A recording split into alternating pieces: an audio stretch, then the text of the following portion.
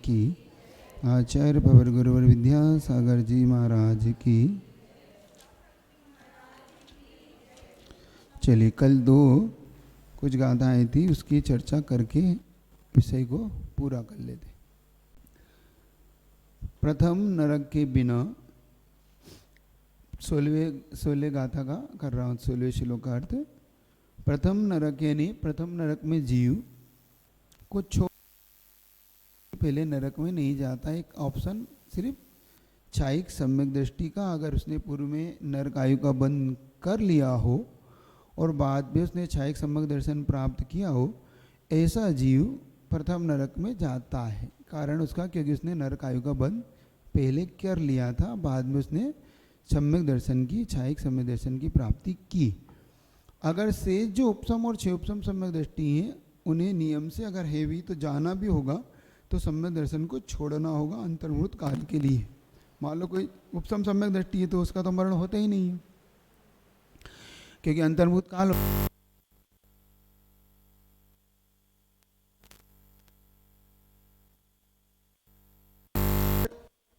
क्षयोपसम सम्यक दृष्टि है, तो क्षयोपसम सम्यक दृष्टि नियम से उस का अंतर के अंदर उस सम्यक दर्शन को छोड़ देगा, और सम्यक दर्शन को छोड़ने के बाद फिर नरक चला जाएगा। वहां जाके पुनः दो अंतर्मुहूर्त बाद उत्पत्ति कर लेगा। ज्योतिष, भू इत्यादि, वान यानी वेंतर, भवन यानी भवनवासी, और ज्योतिष यानी ज्योतिष, इनमें सम्यक दृष्टि उत्पन्न नहीं होते। देखो कितनी, इससे भी पता पड़ता है कि जितने दंडे, पदावती, क्षेत्रपाल, ये सब मिथ्यात्व के साथ ही इनका भवनित्रिक में जन्म होता है, बाद में ये सम्यक दृष्टि बनते हैं। और संड यानी नपुंसक, नारी यानी स्त्री, है ना, थावर यानी पंचस्थावर, विकलत्र यानी दो इंद्रिय, पशु, पशु में कर भूमि के पशुओं में लेना। माइक है आपके पास तो उसका उपयोग कर लीजिए। पशु में कर भूमि के उपयोग लेना, उसमें भोग भूमि के मनुष्य नहीं लेना, क्योंकि भोग भूमि में भी अगर जाएगा तो सम्यक दर्शन के साथ जाने का एक ऑप्शन वहाँ है। पहले भवनत्रिक का बंध कर लिया हो, आयु बंध, और फिर सम्यक दर्शी बना हो तो नियम से वैमानिक ही बनेगा, वो नियम से बनेगा वो, उसमें कोई भी शंका नहीं करो। क्योंकि सम्यक दृष्टि अगर है तो अपनी, जैसे उस भील की कथा आती है ना, जिसने एक कौवे के मांस का त्याग किया, रास्ते में यक्षिणी मिलती, वो कहती मेरा पति बनेगा, तब भी रोती है और बाद में भी रोती है, तो पूछते तो वो तो विमान में चला गया, ऐसा इसका भाव। फिर है तो पैदा तीन लोक तीन काल में, देखो सम्यक दर्शन के समान कुछ भी सुखदायक नहीं है। कितनी बड़ी बात है कि अगर तीन लोक और तीन काल में सुख चाहते हो जीवन में, तो सम्यक दर्शन को अपने जीवन का विषय बनाओ। इससे बड़ा सुख संसार में कुछ भी नहीं होता, ये आप याद रखो।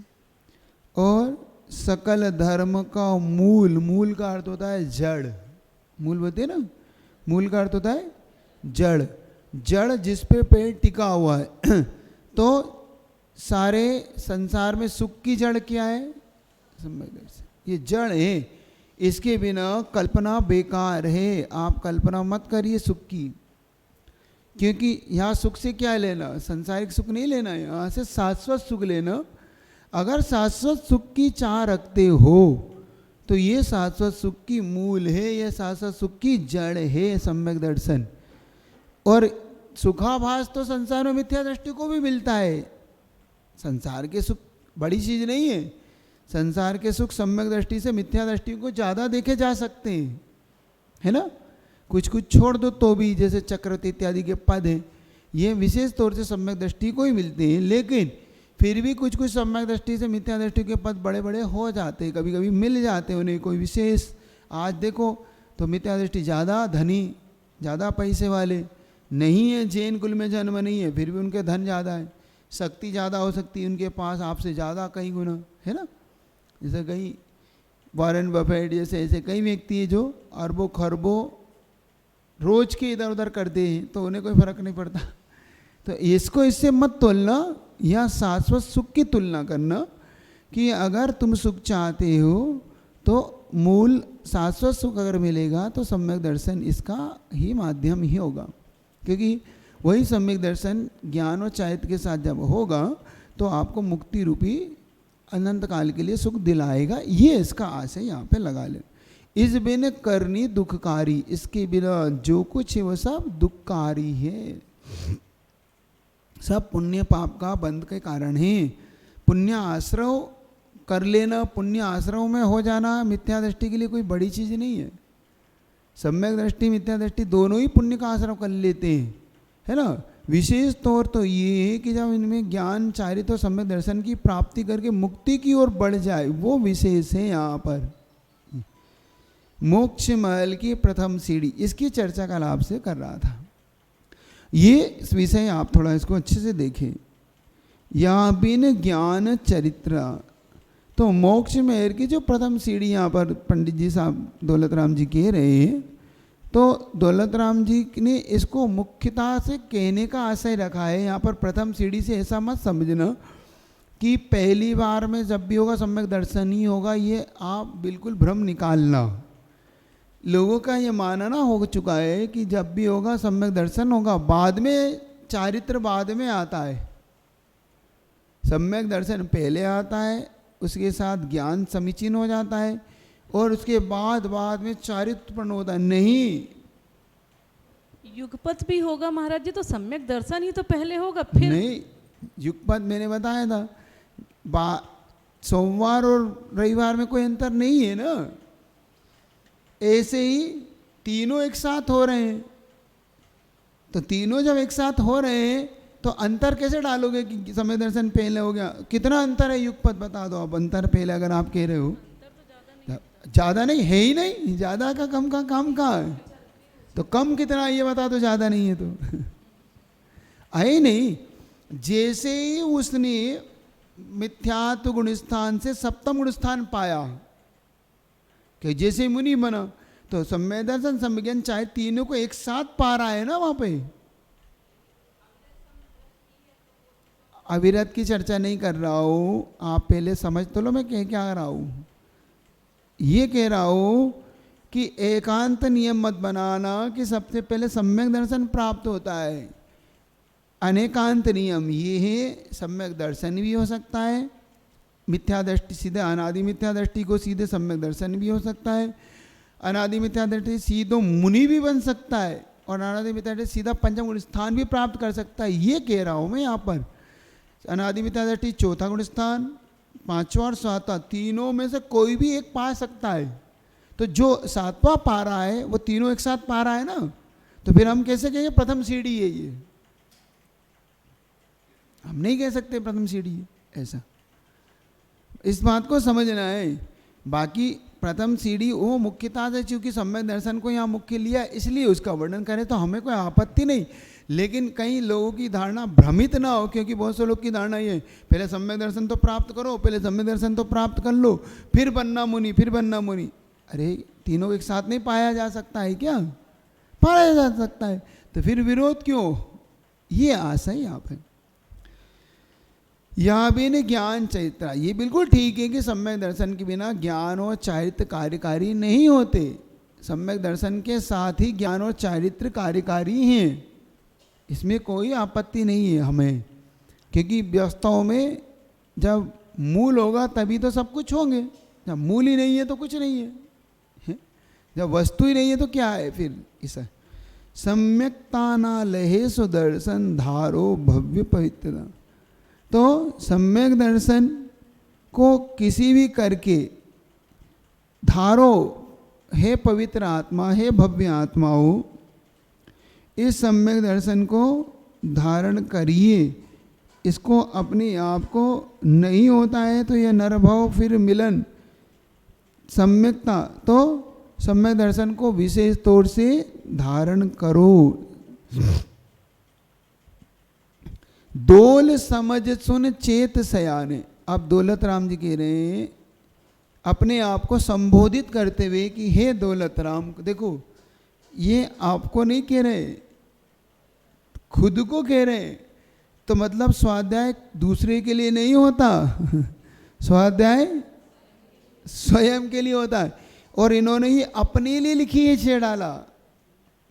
आप अपना कल्याण कर लो सो ठीक, नहीं तो मैंने अपने लिए लिख रहा हूँ। मैं आपको पढ़ाने का कोई मुझे मान नहीं है। ये मान का त्याग का एक भाव इसमें प्रकट सा होता है कि भाई खुद के लिए ही लिख रहा हूँ, खुद के लिए ही समझ रहा हूँ। तो दोल समझ सुन, दोलो हे दौलत राम समझो और सुन, चेत सयाने। सयाने मतलब हे आत्मन, सियाने बोलते हैं सियाने, मतलब ज्ञानी विद्वान है सियाना। अब गलत उसमें उपयोग में आने लगा, ज़्यादा सियाना है। पहले नहीं था, सियाना मतलब होता था विद्वान, अच्छे में होता था। ये शब्द बदलते गए, इनका स्वरूप बदल गए। पहले पाखंडी सब साधु के लिए था, अब हो गया भ्रष्टों के लिए। पाखंडी कहीं का, पहले पाखंडी सब भ्रष्ट के लिए नहीं था, पहले था साधु के लिए। ये पाखंडी हैं, जो पाप का खंड खंड करे उसका नाम पाखंडी था। पाखंडी शब्द की व्याख्या कैसी थी? जिन्होंने पाप को टुकड़े टुकड़े करने का मन बना लिया है, वो है पाखंडी। इसलिए वो साधु के लिए था।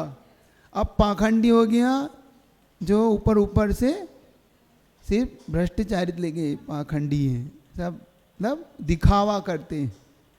हमने देख लिया सब पाखंडी है, पाखंड है इनका, है ना, ऐसा कहते हैं ना। तो ये भाव, तो सियाना का अर्थ यहाँ पर विद्वान लेना। काल वृथा मत खोवे, इस समय को वृथा मत खो, इस समय को मैं जाने नहीं दो।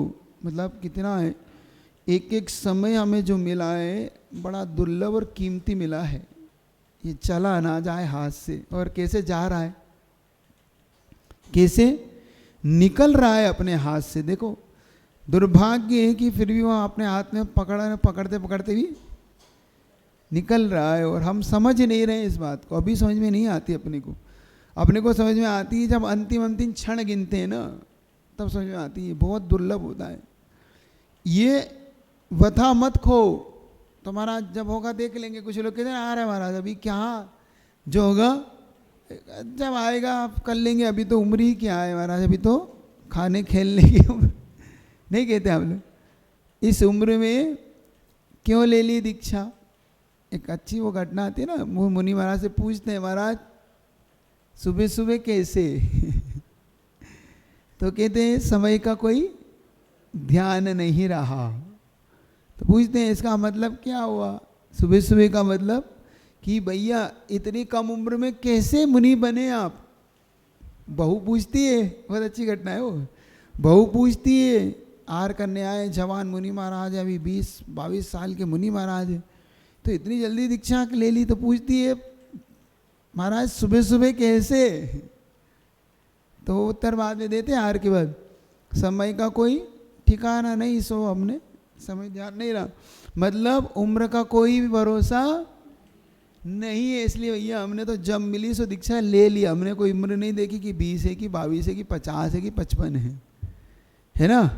तो काल वृथा मत खोवे, मत खो, मत इसको जाने दो। एक एक समय का उपयोग करिए। हम पापों में उपयोग ज़्यादा कर रहे हैं और पुण्य में कम कर रहे हैं। इसलिए बार बार वो कह रहे हैं यह नर भव फिर मिलन कठिन है। ये नर पर्याय बहुत मिलना दुर्लभ है, कठिन है। आप समझ लो कि 2000 वर्ष में अगर लगातार मिलती है तो कितने भव मिलते हैं इसके देखो। 16 पुरुष के, 16 स्त्री के और 16 नपुंसक के, है ना। तो ये 48 हो जाते हैं। ये लगातार हैं, और बीच में अगर छूट जाए तो कई बार मिल जाते हैं। कहीं कहीं धारणा आप आज सुधार लेना, कुछ लोगों की धारणा ऐसी भी है कि 2000 सागर में सिर्फ 48 ही भव मिलते हैं। अपनी धारणा को बदलना, इस धारणा को इसलिए बदल लेना कि ऐसा नहीं है, ये तो बीच बीच में आपके स्टाफ होते रहते हैं।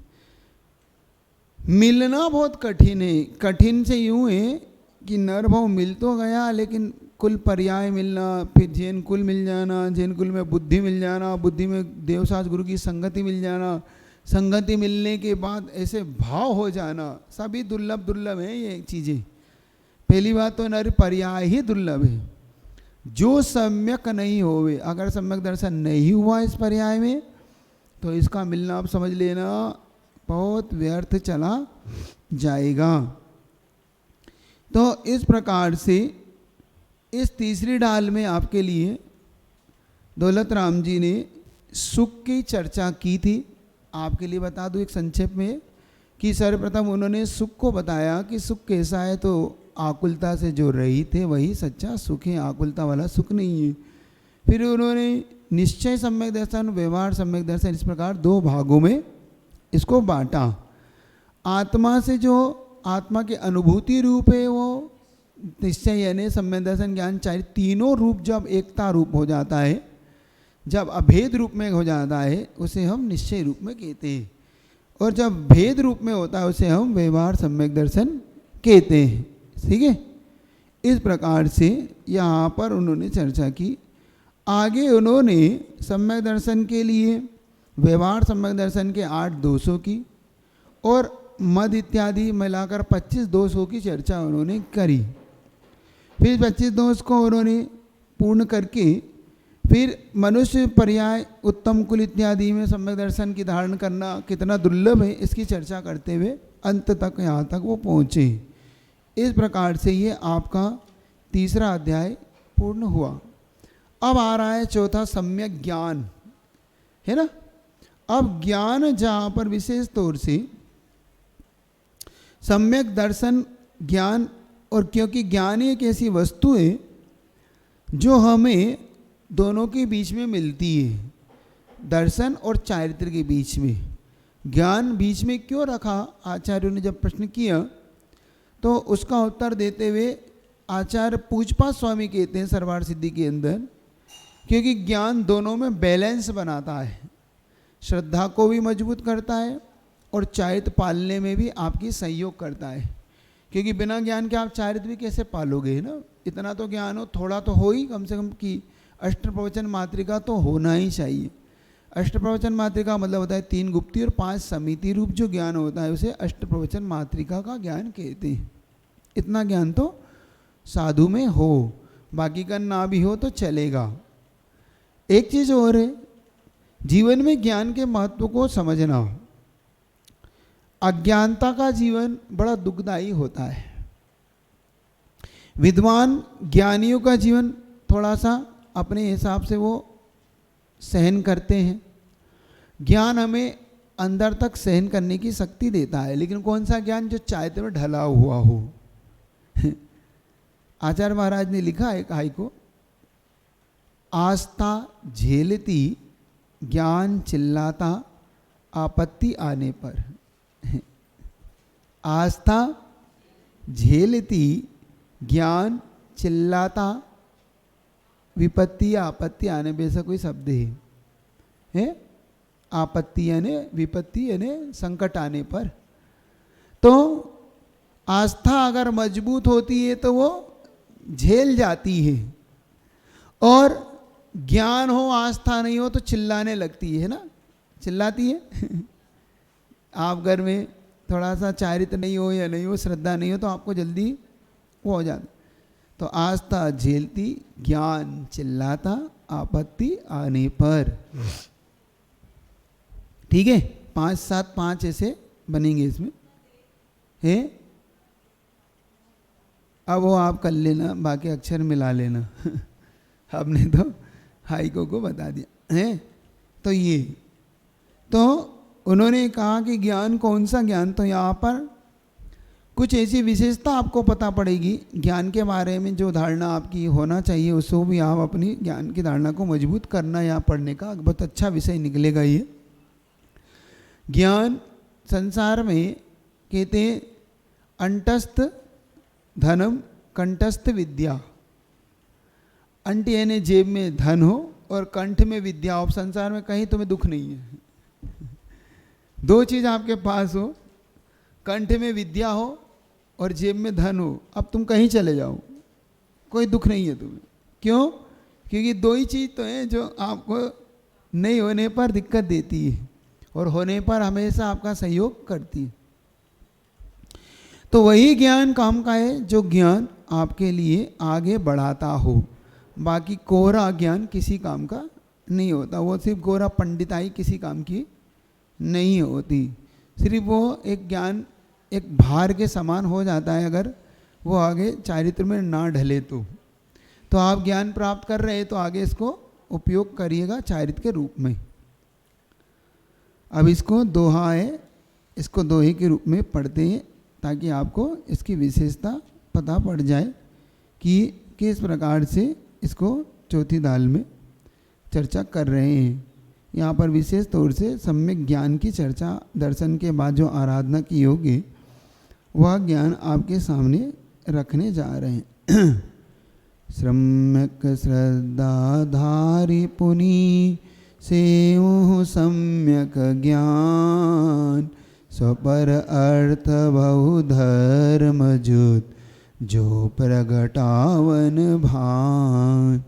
सम्यक श्रद्धाधार के सम्यक दर्शन आपको अब उत्पन्न हो चुका है, ऐसा उनका मानना है कि मैं अब सम्यक समीचीन श्रद्धा को धारण करके, द्वैताराम जी लिखते हैं कि मैं अब सम्यक दर्शन को धारण के पूर्ण से हूँ सम्यक ज्ञान, मतलब मैं सम्यक ज्ञान की चर्चा करता हूँ या उसकी आराधना करता हूँ।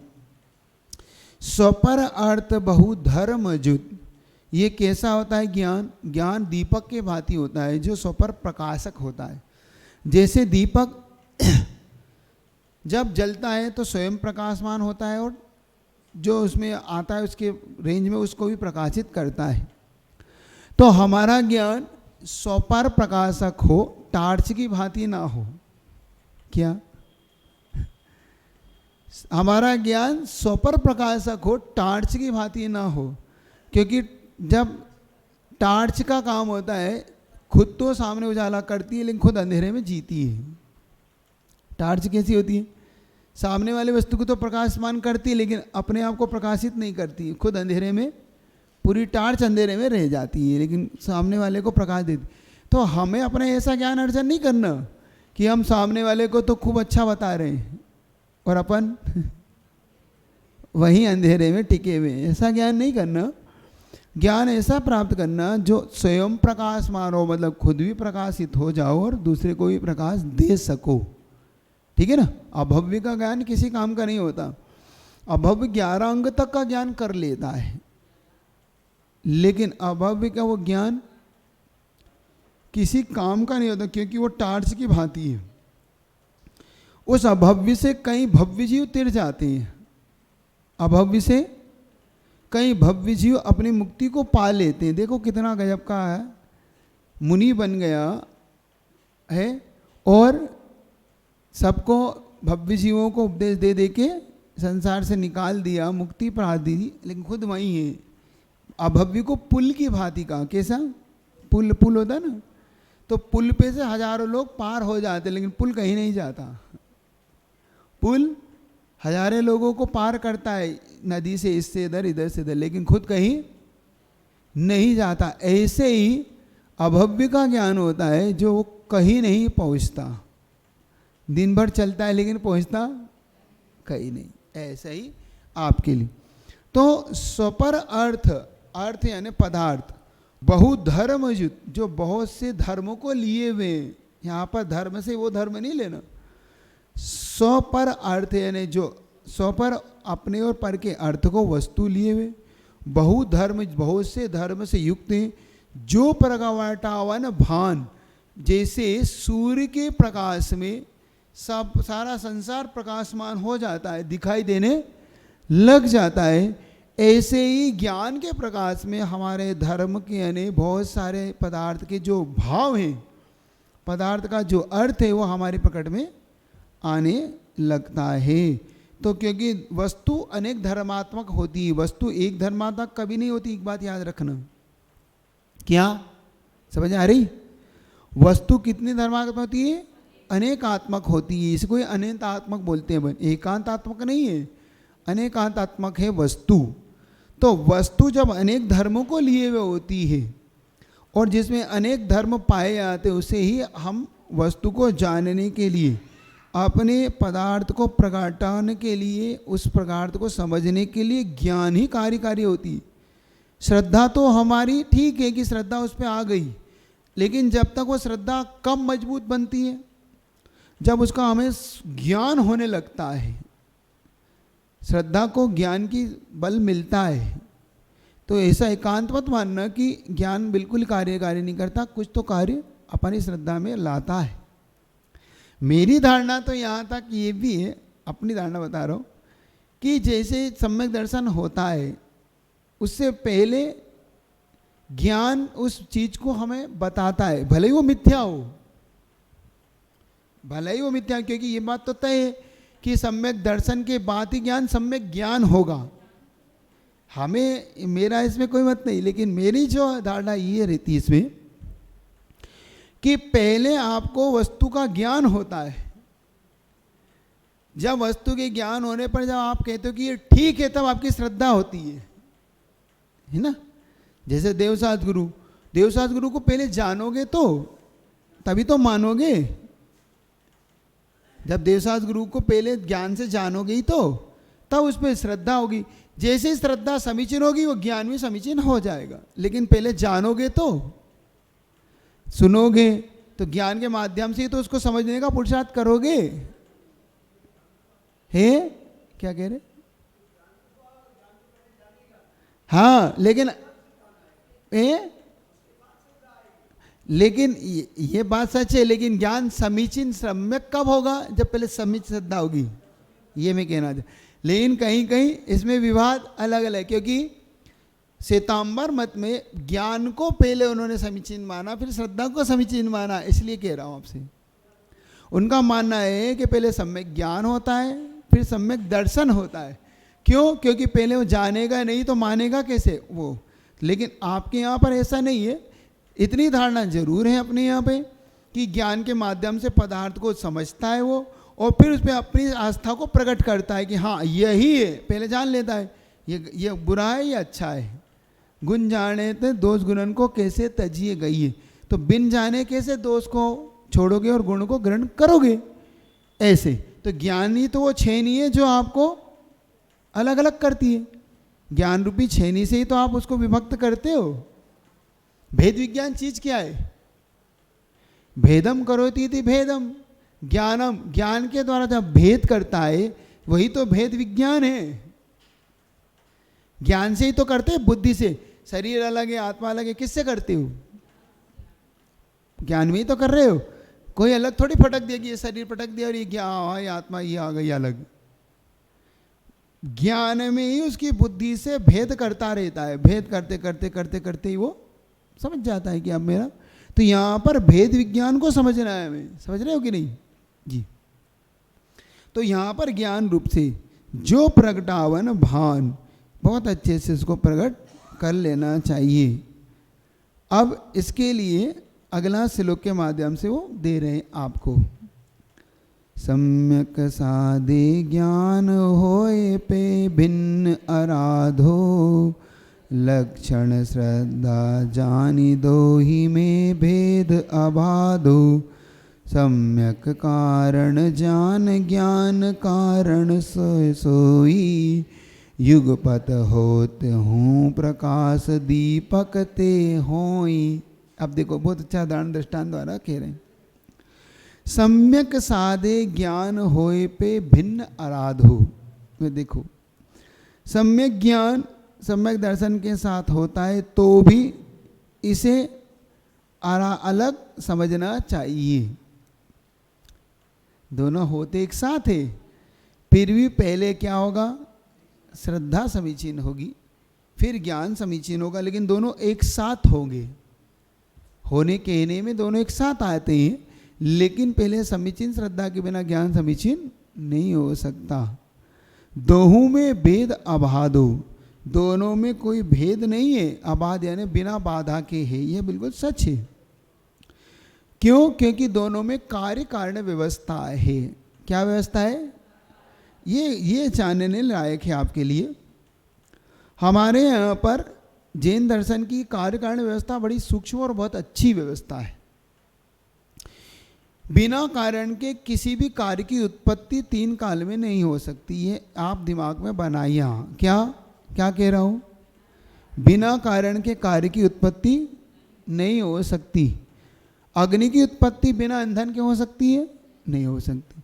तो ईंधन कारण है, अग्नि उसका कार्य है। तो कारण चाहिए ना अपने को, सब कार्य कारण व्यवस्था में ढलता चला जाएगा। बिना घड़े के, बिना मिट्टी के, मिट्टी का घड़ा कैसे बनेगा? नहीं बन सकता। इनमें सब कार्य कारण व्यवस्था है, लेकिन उनमें कई कारण भी हो सकते हैं और कई कार्य भी हो सकते हैं। एक बात, एक कारण से कई कार्य देखे जाते हैं और कई कारणों से एक कार्य की उत्पत्ति भी देखी जाती है। दोनों आप अच्छे से समझ लेना। यहाँ पे क्या क्या कह रहा हूँ मैं? कारण एक हो सकता है, कार्य कई हो सकते हैं। कारण कई हो सकते हैं और कार्य एक हो सकता है। ये दोनों को समझ लो पहले कैसे है। जैसे मान लो मिट्टी का घड़ा हमें बनाना है, तो मिट्टी का बनाना हमारा कार्य, घड़ा बनाना तो हमारा कार्य हो गया। अब उसमें बहुत से कारण चाहिए, जैसे कि कुम्हार चाहिए, चाक चाहिए, डंडा चाहिए, चाक की कील हो, पानी हो, है ना, मिट्टी हो, गधा हो जो मिट्टी को लाए। तो ये सब कारण है उसके लिए। एक कुंभ को बनाने के लिए कुंभ कार्य है और ये सब कारण है। समझ में आ रहा है आपको? थोड़ा थोड़ा आ रहा नहीं आ रहा? ये तो ये अनेक कारण हो गए ना। ये अनेक कारणों से एक कार्य की उत्पत्ति हो रही घड़े की। अब एक कारण से अनेक कार्य कैसे हो सकते हैं? जैसे सूर्य एक कारण है और सूर्य के अनेक कार्य हैं। जैसे प्रताप है ना, प्रकाश, ताप। सूर्य से ताप भी प्राप्त होता है, सूर्य से प्रकाश भी प्राप्त होता है। सूर्य कमर को खिलाता है, हमें जगाता है। अब कई कार्य हो गए उसके, है ना, संसार के वस्तुओं को दिखाता है। तो ये हमारे एक कारण एक है, कार्य अनेक हो गए। कारण अनेक है, कार्य एक हो गई। तो कार्य कारण व्यवस्था समझ में आ रही है आपको? हाँ, ये कार्य कारण व्यवस्था समझ लेना। ये आगे जाके बड़ी बहुत अच्छी आपको व्यवस्था देगी। क्योंकि कहीं कहीं कुछ लोगों की भिन्न भिन्न मान्यताओं के कारण अपने जैन दर्शन में कुछ ऐसी बातें आ गई जिसके कारण हमें समझना होगा। उनकी न्याय नीति नहीं समझते तो कुछ गलत व्याख्याएं करते हैं। तो कार्य कारण, तो सम्यक दर्शन कारण जानो और सम्यक ज्ञान को कार्य जानो, है ना, सोई। तो यहाँ पर दोनों कार्य कारण के रूप में यहाँ पर उत्पत्ति हो रही है। जैसे उन्होंने उदाहरण दिया, युगपत हो तू प्रकाश दीपक ते होई। जैसे दीपक जलता है तो प्रकाश और दीपक का प्रताप यानी आग जो उसमें उष्णता है अलग अलग होगी, एक साथ होगी? एक साथ होती। ऐसा नहीं होगा पहले दीपक जलेगा फिर बहुत देर बाद थोड़ा सा उसका ताप देगा, ऐसा नहीं होता कभी भी। जैसे ही जलेगा वैसे प्रकाश भी देगा और अपना ताप भी देगा।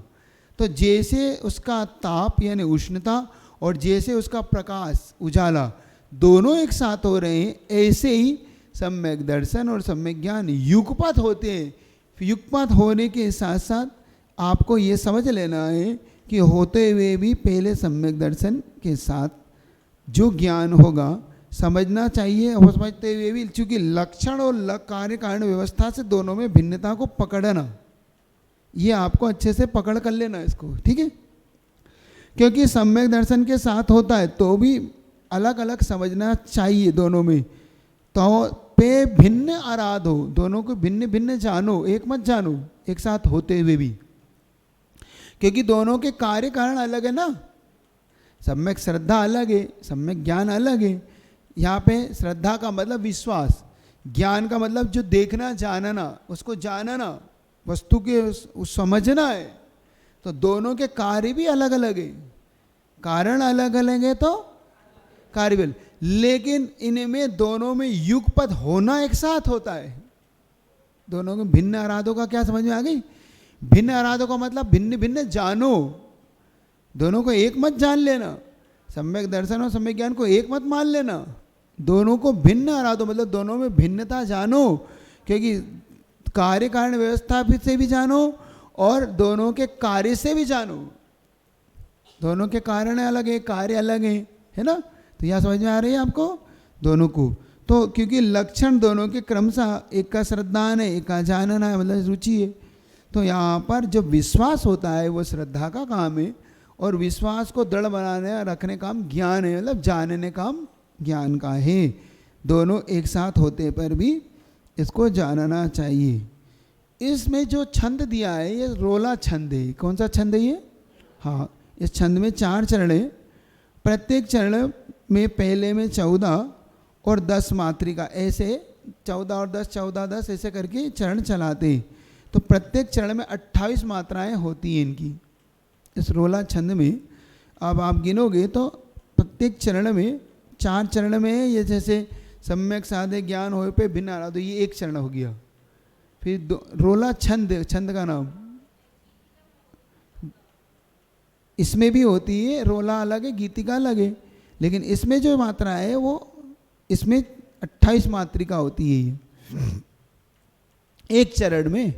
तो 14 पहले, फिर 10, फिर विराम, फिर लघु गुरु लघु क्रम से करके इस प्रकार से वो 28 मात्राओं को यहाँ पूर्ण करते हैं। इस प्रकार से यहाँ पर कार्य कारण निमित्त नैमित्तिक जिसको अपन बोलते हैं ना, जिस तो कारण किसे कहते हैं? जिस निमित्त से वस्तु उत्पन्न होती है उसे हम कारण कहते हैं, और जिससे हमारी कार्य की उत्पत्ति होने के बाद हमारी पूर्ति जो होती है उसे हम कार्य बोलते हैं। तो जिस निमित्त से वस्तु उत्पन्न हो उसे हम कारण बोलते, और जिसको हम कहते हैं वो कार्य की सिद्धि हुई हमारी, ऐसा। तो कार्य और कारण व्यवस्था ऐसे। तो सम्यक दर्शन के पहले जो ज्ञान होता है वो समीचीन ज्ञान नहीं होकर मिथ्या होता है, लेकिन सम्यक दर्शन होते ही वो ज्ञान भी समीचीन हो जाता है। इस प्रकार से दोनों में एक साथ विवक्षा लगाना, कार्य के दोनों अलग अलग कार्य को देखते हुए भी युगपत होते हैं, एक साथ उत्पन्न होते हैं। इस प्रकार से ये आगे जाके इसके कितने भेद हैं इसकी चर्चा आपसे वो करते हैं। तो ये इतनी बात आपको समझ पकड़ में आ गई? आगे बढ़ूं कि इतना ही रखूं? इसको और समझना तो नहीं है, किसी कुछ पूछना तो नहीं इसमें? तो कार्य कारण व्यवस्था पकड़ में आ गई आपको? हाँ, तो कार्य को जान लेना, इसको कारण को जान लेना। कारण को हेतु भी कहते हैं। एक बात याद रखना, कारण को क्या कहते हैं? हेतु शब्द से भी आपको संबोधित करेंगे, इसका हेतु क्या है। आप जो कार्य बता रहे हो इसका हेतु क्या है, हेतु का मतलब कारण क्या है। ये बहुत सारे शब्द यहाँ यूज करते हैं आपके लिए, वो है हेतु काल किसका है, वही किसका कार्य क्या है, किस हेतु से परिणामन हो रहा है, तो काल द्रव्य से हो रहा है। किस हेतु से रुक रहा है, तो अधर्म द्रव्य से। किस हेतु से चल रहा है, तो धर्म द्रव्य से चल रहा है, ऐसा। अब सम्यक ज्ञान के भेद, उसके लक्षण, ये जानने लायक विषय है आपका, क्योंकि आप सब ज्ञानवान हो नहीं हो? आप ज्ञानी नहीं हो, मतलब ज्ञानवान हो कि नहीं? ज्ञान को धारण करते इसलिए ज्ञानवान हो। ये बात अलग है कि ज्ञान वो ऐसा नहीं है जैसा होना चाहिए, लेकिन ज्ञान तो है। तो अपने ज्ञान कैसे कैसे होती है, वैसे तत्वार्थ सूत्र में आप पढ़ चुके हैं, मति ज्ञान, श्रुत ज्ञान, अवधि ज्ञान, मनोपय ज्ञान, केवल ज्ञान। उसी को थोड़ा यहाँ पे वो आगे चलाएंगे जिससे कि आप समझ सको। आगे देखिए तीसरा छंद। तास भेद दोहे परोक्ष परतछितिन माही, मति सुधि दोय परोक्ष अक्ष मन ते उपजाई, अवधि ज्ञान मन पर जय दोय देश प्रत्यक्षा, द्रव्य चेत परिमाण लिए जाने जी स्वच्छा। देखो अब यहाँ पर, अब ये श्लोक समझ लो, ये पुराने हैं लेकिन अच्छा है। तास दो भेद, अब उस ज्ञान के कितने भेद जानो? 2, परोक्ष और प्रत्यक्ष। आद्य परोक्षम, अन्यत प्रत्यक्षम, प्रत्यक्षम मन्यत, है ना, सूत्र है आपको। तो आद्य मतलब ये द्वि विभक्ति के साथ चलाया है इन्होंने, तो द्विवचन के साथ चलाया इसलिए 2। तो हमारे पास टोटल कितने ज्ञान है? 5। मति ज्ञान, श्रुति ज्ञान, अवधि ज्ञान, मनोपय ज्ञान और केवल ज्ञान। तो आगे के जो 2 ज्ञान हैं वो कौन से ज्ञान है? मति और इन दोनों को परोक्ष कहते हैं। परोक्ष कहने का कारण क्या है? परोक्ष इसलिए कहते हैं कि इनको किसी के मीडियम चाहिए, माध्यम के बिना ये जान नहीं सकते। परोक्ष का मतलब क्या है? इनको पहले कोई बीच में एक चीज़ ऐसी चाहिए जिससे ये जाने। तो वो चीज़ क्या है? 5 इंद्रियों और मन, स्पर्शन, रसना, घ्राण, चक्षु और कर्ण। तो ये जो हमारी ये 5 इंद्रियां हैं, ये ज्ञान नहीं है, ये ज्ञान को जानने में संयोग पैदा करती है। मति ये आँख है, नाक है, कान है, ये ज्ञान नहीं है, ये खिड़कियां हैं, इनमें से हम झांकते रहते हैं। क्या आपने आपके घर है तो घर में खिड़की दरवाजे हैं कि नहीं? उन खिड़की दरवाजे से आप झांकते रहते हो, कौन आया कौन गया, सुनते रहते हो क्या आवाज़ आ रही है, देखते रहते हो, है ना। तो ऐसे ही ये एक मकान है आपका। क्या है ये जो ये आपको किराए का घर है, ये आपका पर्सनल नहीं है, निजी नहीं है। ये मकान किसका है? किराए का।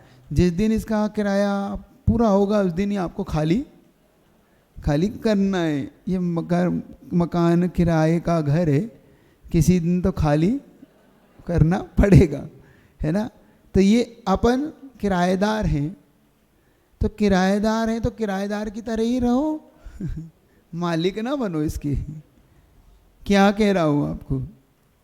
किराएदार हो, किराएदार की तरह रहो। हम मालिक बनने का पुरुषार्थ करते हैं और बाद में पछताते हैं। किराएदार को कभी दुख नहीं होता है। किराए से जो रहते हैं उन्हें कोई फर्क नहीं पड़ता, भाई ठीक है, टूटे फूटे चूहे सो हमारा है क्या, ठीक है, मालिक जाने, मालिक का काम जाने। सुन रहे हो कि नहीं? इसका मालिक कौन है?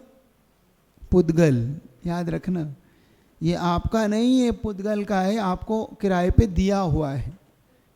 समझ रहे हो कि नहीं? इसका मालिक कौन है? हाँ, पुद्गल का मालिक। पुद्गल को खिला रहा है, जिला रहा है। क्या समझ में आ रही नहीं आ रही?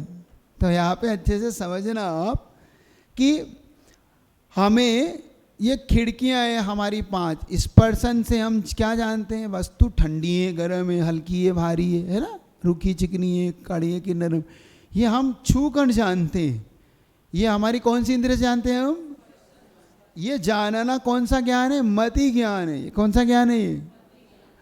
फिर छूकने के बाद जो जाना ये ठंडा है, ये तो हो गया मरी। फिर ये कौन सा ठंडा है, किसका ठंडा है? बर्फ़ का लग रहा है, नहीं ये तो पानी का ठंडा लग रहा है, नहीं ये तो एसी हो सकता है, एसी का। ये हो गया श्रुत ज्ञान। मति से जो आगे बढ़ गया ज्ञान, जो जानने की और इच्छा आपके अंदर हो गई, वो ज्ञान है। हाँ, पहले मति के 4 भेद कर लेना, अवग्रह, ईहा, अवाय और धारणा। मति ज्ञान के कितने भेद करना?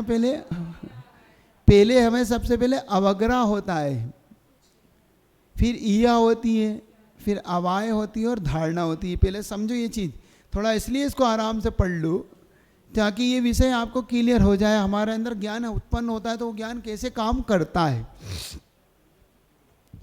मान लो आप किसी वस्तु को पहली बार देख रहे हैं, मान लो आप दूर से देख रहे हैं कोई, तो आपको कोई सफ़ेद सा दिख रहा है, ये क्या हो गया?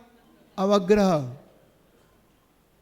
हो गया ये कि कुछ है, कुछ दिखा, ये अवग्रह। फिर ईया होती है, क्या है, भगवान जाने क्या था, ये क्या हो गई? समझ रहे हो ये कैसे काम करता है? पहले आपको अवग्रह होगा और अवग्रह से पहले दर्शन होगा, चक्षु दर्शन, अचक्षु दर्शन, अवधि दर्शन के। तो ये दर्शन होंगे आपको। तो सबसे पहले आप देखेंगे, देखने का अब इतना सूक्ष्म वो आपके पकड़ में नहीं आता वो। फिर अवग्रह पकड़ में आता है कि क्या है। फिर अवग्रह के बाद ईया होती जानने की, क्या मालूम बगुला है कि झंडा है, सफ़ेद सा लहरा रहा है, ठूंठ है कि मनुष्य है।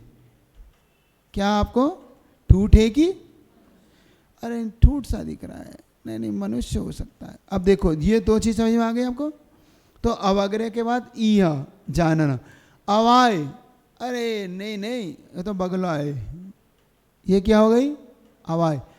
अब ये आपके अवाय के बाद होती है धारणा, नहीं ये बगुला ही है, ये झंडा वंडा कुछ नहीं है, क्योंकि मैं पहले इसको देख चुका हूं। अब धारणा हो गई।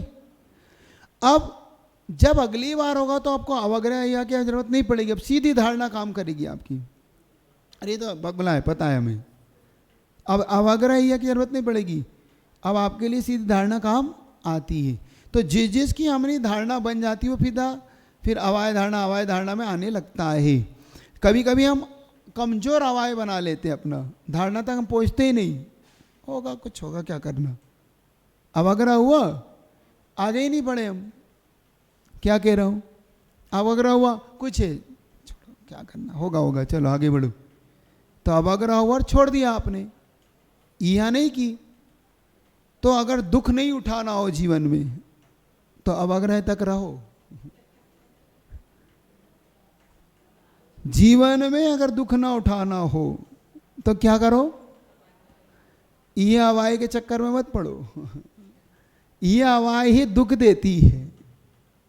बात आ रही नहीं समझी?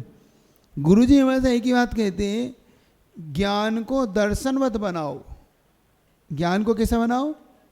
दर्शन, दर्शन से सम्यक दर्शन नहीं, जो दर्शन चक्षु दर्शन अक्षु है ना दर्शन, क्योंकि दर्शन निर्विकल्प होता है और ज्ञान विकल्प वाला होता है, विकल्प सहित होता है ज्ञान, दर्शन निर्विकल्प होता है, दर्शन में कोई विकल्प नहीं, कोई मिथ्यात्व नहीं है, दर्शन मिथ्या नहीं होता ये वाला दर्शन, ये ध्यान रखना।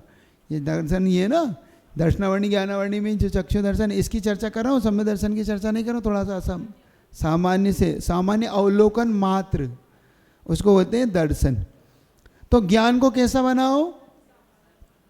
दर्शन की बात ही, कोई अवग्रह नहीं कोई या नहीं, और अवग्रह हो जाए सो आगे मत बढ़ो, दिख गया बहुत सफिशिएंट, आगे क्यों नहीं क्या है किसका है, ये है दुख का कारण, है ना। हम दुखी कब होते हैं? जब यह उत्पन्न होती जाने की, जब तेज इच्छा होने लगती, नहीं कौन है, कौन था, कहाँ गया, अरे वो है, अब आपका दिमाग यहाँ से आगे के लिए यात्रा करना शुरू कर देता, और यही यात्रा आपको दुख उत्पन्न करने लगती है। समझ रहे हो कि नहीं? तो अवग्रह, यह, अवाय और धारणा। इसके बाद फिर और भी भेद करेंगे, वो 12 बहु बहुसुत क्षिप्र आने से उक्त अनुक्त इस प्रकार के 12, इसके और भेद करेंगे फिर आपको वो अर्थावग्रह व्यंजना, इस प्रकार से ज्ञान के 336 भेदों आगे आपके करते चलेंगे। ये सब मति ज्ञान के भेद होते चलेंगे। इसके अन्य नाम भी होंगे, मति, स्मृति, चिंता, अभिनिबोध इत्य अर्थांतरम, ये एक नाम। तो ये मति ज्ञान समझ में आ रहा है आपको? थोड़ा थोड़ा तो मति ज्ञान पकड़ में आ रहा है, नहीं आ रहा? तो ये सब मति ज्ञान के भेद हैं। मति ज्ञान के बाद फिर होता है श्रुत ज्ञान, श्रुतम मति पूर्वकम, जो मति ज्ञान से जाना है हमने, जान लिया हमने। मति ज्ञान को जानने के लिए क्या चाहिए थी? 5 इंद्रियां और मन, है ना। जैसे जो हरि है, वनस्पति है, ये सब समझते सब है, लेकिन व्यक्त नहीं कर पाते, क्योंकि इनको व्यक्त करने के पास इनके पास आगे की इंद्रियां नहीं है, चूंकि एक इंद्रिय है। लेकिन ज्ञान है कि नहीं इनके पास? इनके पास पूरा ज्ञान है, याद रखना। वनस्पतियों, पृथ्वी कायो, जल कायो, अग्नि कायो, वायु, इन सब के पास मति और श्रुत ज्ञान, 2 ज्ञान तो हमेशा रहेंगे। 2 ज्ञान जीव कहीं भी रहे, ये 2 ज्ञान हमेशा रहेंगे इसके पास, चाहे निगोद में रहे, चाहे वो तिरंच में चला जाए, देव में, नारकियों में, इनका ज्ञान हमेशा 2 ज्ञान तो उसके साथ रहेंगे ही रहेंगे। वो भले कुमति कुश्रुत के रूप में रहे, लेकिन रहेंगे। तो ये 2 जो ज्ञान उसके रहेंगे कुमति कुश्रुत के रूप में, इनसे वो जानता है, उसे भी पीड़ा होती है, वो व्यक्त नहीं करता है, ठीक है। तो ये याद रखना, क्यों? क्योंकि इनमें 4 संज्ञाएं देखी जाती है। अब ये पता कैसे पड़ता है कि महाराज इनमें ज्ञान है? इनमें 4 संज्ञाएं देखी जाती है, आहार, भय, मैथुन और परिग्रह। आड़ संज्ञा कैसी देखी जाती है? जब इनकी जड़ें जल इत्यादि को पीने के लिए उस तरफ जाती है जिस तरफ जल है, विशेष तौर से ये इनकी आड़ संज्ञा को बताता है। छुई मुई का पौधा होता है, वो छुई मुई को हाथ लगाओ सो सुकड़ जाता है, ये उसकी भय संज्ञा को बताता है। मैथुन संज्ञा, अगर कोई महिला वर्ग विशेष तौर से वकुल इत्यादि के पेड़ पे कुल्ला करके थूक दे तो बहुत जल्दी बढ़ता है, वो उसकी मैथुन संज्ञा को बताता है। हाँ, खेती के अंदर महिलाओं से विशेष तौर से इसलिए काम कराया जाता है, पेड़ पौधे विशेष तौर से पनपते हैं, ये उसकी मैथुन संज्ञा का द्योतक है। वो भी प्रभावित होता है क्योंकि नपुंसक है ना वो, समझ रहे हो कि नहीं? लगा के देखना, आपके हाथ, महिलाओं के हाथ से लगा हुआ वृक्ष बहुत जल्दी तेजी से ग्रोथ करता है, तेजी से फसल आती है उसमें। देखो आप, महिलाओं के द्वारा अधिकतम खेतियों में काम होते हैं। वो भला अलग है कि पैसे कम ज़्यादा हो, कम उनको मिलता हो, वो एक अलग मैटर है, लेकिन ये भी एक मैटर है। तो और लोभ संज्ञा, एक लोध का पेड़ होता है, उसकी जड़ विशेष तौर से धन की ओर जाती है, जहाँ धन गड़ा हुआ हो उसको जकड़ता है अपनी जड़ों से। तो ये इससे लोध का एक पेड़ होता है, आप देख लेना हो। तो ये हार, भय, मैथुन और परिग्रह, ये चार संज्ञा इनके जीवन को बता रही है। इसलिए इनमें जीव है, और जीव है तो दो ज्ञान भी है, ठीक है ना? तो ये दो ज्ञान इनके अंदर होते हैं। तो इसीलिए परोक्ष, इसलिए चूंकि इनको माध्यम चाहिए। तो एक इंद्री से भी जानता है, दो इंद्री से भी जानता है। स्पर्शन रसना से भी अपन जानते हैं, खट्टा है, मीठा है, कड़वा, चले रसना से जानते हैं। घ्राण से सुगंध दुर्गंध को जानते हैं। चक्षु से हम काला, पीला, हरा, नीला इन रंगों को जानते हैं। और करने से हम शब्दों से जानते हैं। तो ये ज्ञान कराने में मीडियम, माध्यम बनती है इंद्रियां हमारी। और मन तो है ही बाबा मन सबका बाबा है, सबके ऊपर है, सब जानता है।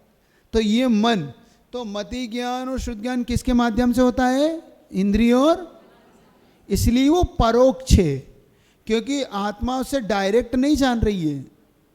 क्या समझ आ रहा है? डायरेक्ट नहीं जान रही, इसलिए चूंकि इसमें हो सकता है आगे भेद दें आपके लिए, है देते नहीं रहे, आगे नहीं दे रहे, फिर भी चलो। तो इतना तो आपके लिए समझ में आ गया। तो परोक्ष परतक्ष, तो मति श्रुत होय परोक्ष। मति शुद्ध ज्ञान कौन से ज्ञान है?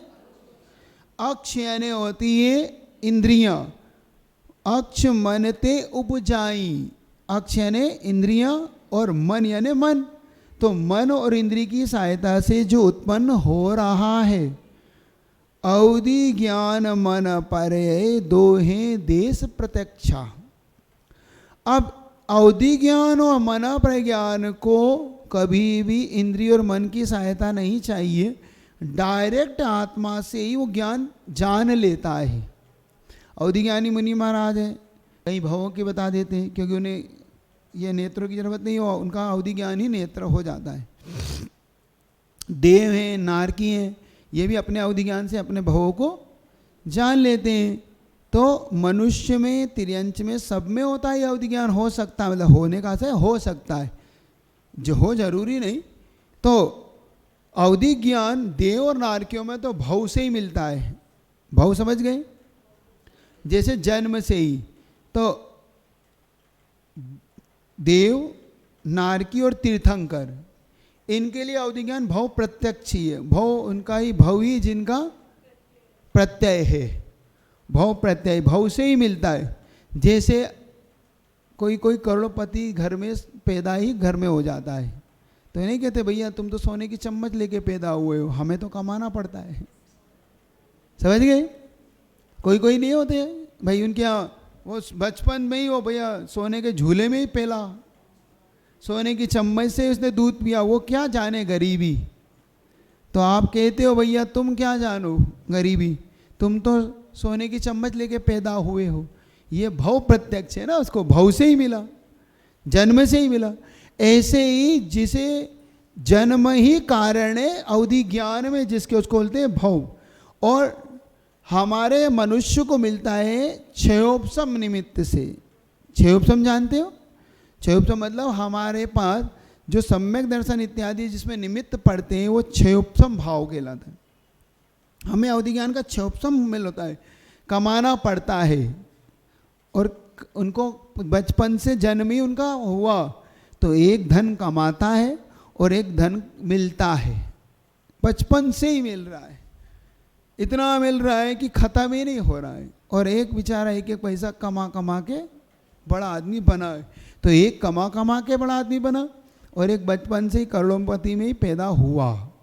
बस ऐसे ही जो अवधि ज्ञान मनुष्य और त्रियंश को कमाना पड़ता है उन्हें क्षयोपशम निमित्त होता है। तो क्षयोपशम ही जिसमें निमित्त है, 60 विकल्प यानी 6 विकल्प वाला है, वह ज्ञान मनुष्य में अवधि ज्ञान के रूप में होता है। वो प्रत्यक्ष ज्ञान है। एक देश, एक देश क्यों कहा? एक देश इसलिए कहा कि वो द्रव्य क्षेत्र काल की मर्यादा को लेकर होता है और पुद्गल को ही जानता है। रूपी पदार्थ के अलावा मना पर अवधि ज्ञान रूपी पदार्थ को छोड़ के नहीं जान सकता। उसे रूपी पदार्थ भी द्रव्य क्षेत्र काल की मर्यादा लेके जानता है यह जानना। तो द्रव्य क्षेत्र काल भाव की मर्यादा इत्यादि को लेकर जो जाने वो अवधि ज्ञान होता है ना। वो देश प्रत्यक्ष इसलिए कि वो अभी सिर्फ पुद्गल के अलावा कुछ नहीं जान रहा और सीमाओं में जान रहा है। 10 किलोमीटर, 20 किलोमीटर, 100 किलोमीटर, एक पल्ली का, 2 भावों का, 10 भावों का क्षेत्र, यानी इतने क्षेत्र से ज़्यादा नहीं जानता कि भाई यहाँ से भोपाल तक का जान लेगा या कटनी के अंदर ही जान लेगा। तो हर देवता भी हर पूरा नहीं जानता। देवताओं को अवधि ज्ञान होते हैं तो जरूरी नहीं कि वो कितने ही जान ले। वो 2 किलोमीटर, 10 किलोमीटर, 20 किलोमीटर की उसकी रेंज है तो उतना ही जानेगा। तो ये यहाँ पे लगाना, द्रव्य क्षेत्र परिमाण लिए, द्रव्य क्षेत्र काल की मर्यादा को लिए जाने जी स्वच्छा, यानी वो अच्छी तरह स्पष्ट, स्वच्छ यानी स्पष्ट रूप से जानता है। तो यहाँ पर आपको आ गया अवधि ज्ञान मन पे ज्ञान। इस प्रकार से अवधि ज्ञान और मन प्रयोग की कल विषय शायद निकलेगा इसमें। हाँ, मन प्रयोग निकाल देता हूँ। मन प्रयोग ज्ञान का मतलब होता है जो ज्ञान पर के मनोगत बात को जान लेता है। जैसे आप क्या सोच रहे हैं यहाँ बैठे बैठे, तो अगर मना पर ज्ञानी मुनि महाराज होंगे, क्योंकि ये मुनि महाराज को ही होता है, देख लेना। अवधि ज्ञान चारों गतियों में होता है, लेकिन मना प्रज्ञान से मनुष्य गति में भी मुनि महाराज को विशेष जो रिद्धियों के साथ या विशेष साधना के तप के माध्यम से प्रकट होता है, उन्हें मन पर की मनोगत बात को जो जान लेता है कि ये व्यक्ति क्या सोच रहा है। नहीं जान लेते, आपके मन को कभी कभी पढ़ लेते हैं, वो तो मन पे ज्ञान नहीं है, वो तो एक मति ज्ञान का ही भेद है। वो पर की मनोगत बात मतलब आप के मन को विषय बनाएंगे, अपने ज्ञान को मन आपके मन में क्या चल रहा है वहाँ लगाएंगे, फिर आपके लिए बताएंगे कि आप क्या सोच रहे थे, कहाँ गए थे, कितने भाव का, तो इसको लगाता है वो उसमें ये। लेकिन ज्ञान प्रत्यक्ष होगा, वो देश प्रत्यक्ष। कल इसके बारे में 2 भेद और कर लेंगे, आज आपका समय हो रहा है। इसका ऋजुमति और विपुलमति के नाम से इसके 2 भेद हैं जो कल इसकी चर्चा आपसे जिनवाणी की